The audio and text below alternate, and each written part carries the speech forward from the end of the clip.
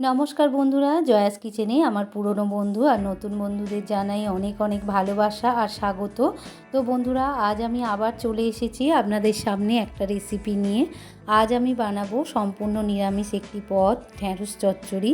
কুমড়ো আর আলু দিয়ে ঢ্যাঁড়স চচ্চড়ি করব। খেতে তো অসাধারণ লাগে, খুবই একটা সহজ সাধারণ রান্না, কিন্তু খেতে অসাধারণ লাগে। আপনারা নিরামিষের দিনে এই রকমভাবে যদি দুপুরবেলায় ভাত দিয়ে কিংবা রাত্রিরে রুটি পরোটা দিয়ে খান, খেতে খুব ভালো লাগবে। ভিডিওটা প্রথম থেকে শেষ পর্যন্ত দেখার অনুরোধ রইল। আশা করি আপনাদের ভালো লাগবে। তো চলুন শুরু করা যাক। ঢ্যাঁড়স চচ্চড়ি বানানোর জন্য এখানে আমি নিয়ে নিয়েছি আলু, দুটো বড় সাইজের আলু নিয়ে নিয়েছি ডুমো ডুমো করে কেটে। আর নিয়েছি কুমড়োটাকেও আমি ডুমো ডুমো করে কেটে নিয়েছি কাঁচা লঙ্কা।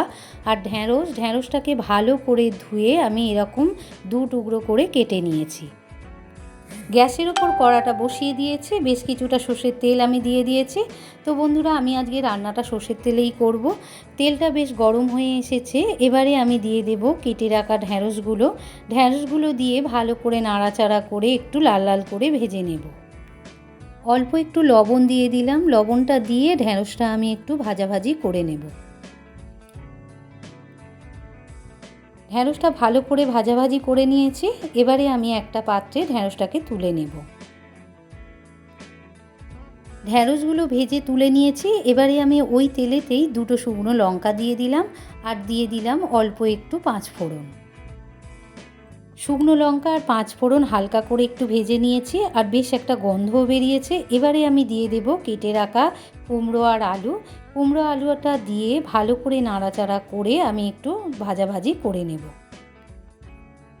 আলু আর কুমড়োটা ভালো করে ভাজাভাজি করে নিয়েছি, এবারে আমি দিয়ে দেব গুঁড়ো হলুদ দিয়ে দিলাম ছোটো চামচের হাফ চামচ। আর দিয়ে দেব গুঁড়ো লঙ্কা, ছোটো চামচের হাফ চামচ আমি গুঁড়ো লঙ্কা দিয়ে দিলাম।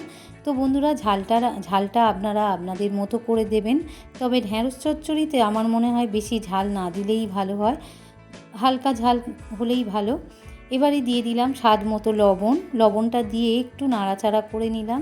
দিয়ে দেব কাঁচা লঙ্কা, এখানে আমি 3টে কাঁচা লঙ্কা দিয়ে দিলাম চেলা করে। অল্প একটু জল দিয়ে দিলাম, দিয়ে ভালো করে কষিয়ে নেব। মশলার সঙ্গে আলু আর কুমড়োটা আমি 1 মিনিট ধরে একটু কষিয়ে নিয়েছি। এবারে দিয়ে দিলাম চিনি, এখানে আমি ছোটো চামচের 1 চামচ চিনি দিয়ে দিলাম, দিয়ে ভালো করে নাড়াচাড়া করে আরও কিছুক্ষণের জন্য কষিয়ে নেব। চিনিটা দিয়ে একটু কষিয়ে নিয়েছি, এবারে দিয়ে দিব জল, অল্প একটু জল দিয়ে দিলাম, কেননা আলু আর কুমড়ো ভাজাভাজি আর কষাকষিতে বেশ অনেকটাই সেদ্ধ হয়ে গিয়েছে। এবারে আমি দিয়ে দেব একটা চাপা দিয়ে আমি 1 মিনিট ফুটিয়ে নেব। 1 মিনিট ফুটিয়ে নিয়েছি আলু আর কুমড়োটাকে। এবারে আমি দিয়ে দেব ভেজে রাখা ঢ্যাঁড়সগুলো দিয়ে ভালো করে নাড়াচাড়া করে আরও 1 মিনিট ফুটিয়ে নেব। তো বন্ধুরা, এটা ঢ্যাঁড়স তো ভাজার সময় এমনিতেই সেদ্ধ হয়ে গিয়েছে, বেশি ফোটানোরও দরকার নেই, 1 মিনিট ফোটালেও হয়ে যাবে। একটু ঢাকা দিয়ে আমি আরও 1 মিনিট ফুটিয়ে নিয়ে শুকনো করে নেব। তো বন্ধুরা, ঢ্যাঁড়স চচ্চড়ি আমার রেডি হয়ে গিয়েছে, এবারে আমি একটা পাত্রে নামিয়ে নেব। এই রকম শুকনোই করে খাবেন, খেতে খুব ভালো লাগবে।